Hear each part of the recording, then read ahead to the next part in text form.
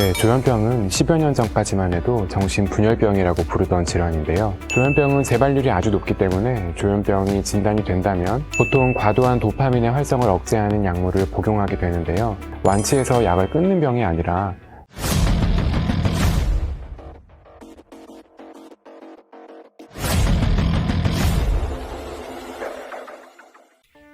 안녕하세요. 길병원 정신건강의학과의 강재명 교수입니다.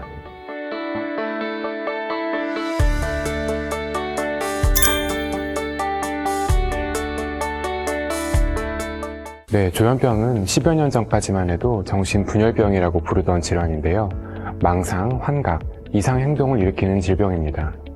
조현병의 원인은 뇌 안의 특정 부위에 도파민이 과도하게 많아지는 것으로 환경적인 원인보다는 생물학적인 원인이 크다고 볼 수 있습니다.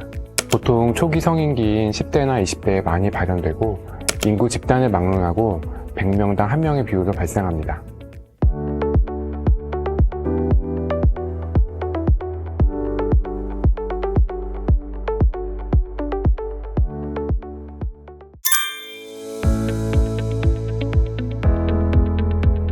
조현병의 대표적인 증상은 피해망상입니다. 망상이라는 것은 사실이 아님이 명확한데도 본인은 사실이라고 생각하는 것인데 주로 누군가 나를 해칠 것 같다든지 다들 나를 따돌리고 수군대고 욕을 한다든지 미행이나 감시를 당한다는 생각에 사로잡혀서 벗어나지 못합니다. 이때 욕이나 부정적인 내용의 환청을 같이 듣게 되므로 방 안에서 나오지 않거나 극도로 예민해지고 공격성을 보이기도 합니다.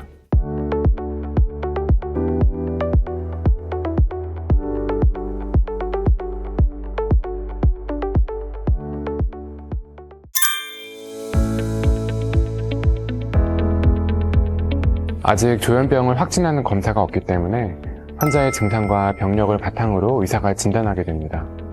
대부분의 경우 환자 자신은 병이 있다고 느끼지를 못하기 때문에 환자가 느끼는 불안이라든지 불면, 과민성 등을 중심으로 진단과 치료를 시작하는 경우가 많습니다. 환자분이 거의 말을 하지 않거나 병식이 없는 경우에는 보호자와의 면담도 진단에 아주 중요합니다. 일반적으로 조현병의 초기 평가 시에는 다른 뇌질환의 배제를 위해서 뇌 영상검사와 종합적인 심리검사를 시행하고 시간을 두고 경과를 관찰하다가 진단이 바뀌는 경우도 있습니다.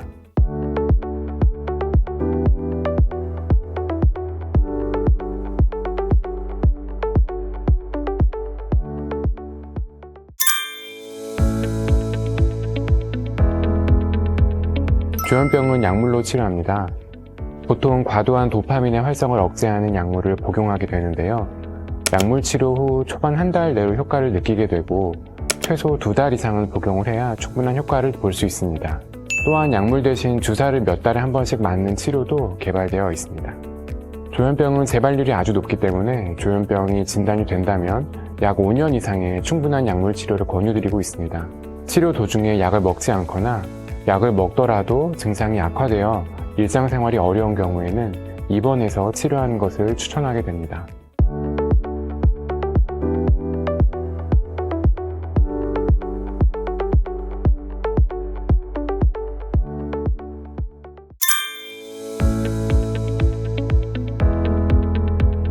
조현병이 진단되면 약 90% 정도에서는 완치가 불가능합니다.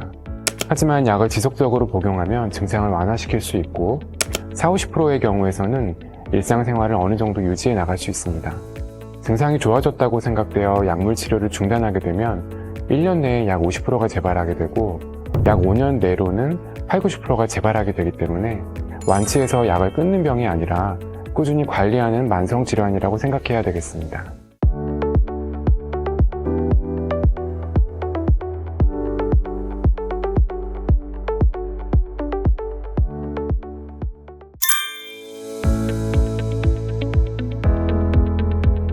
네, 조현병은 일반적으로 젊은 사람들에게 생기는 병입니다.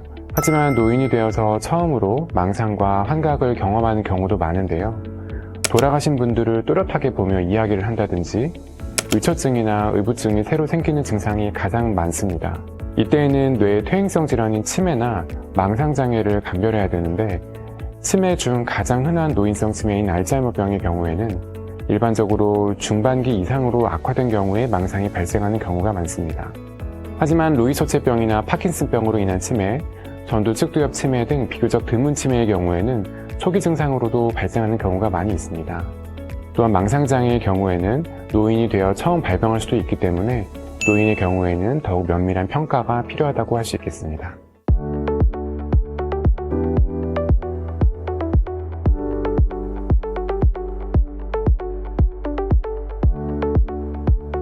이상 길병원 정신건강의학과 강재명 교수였습니다.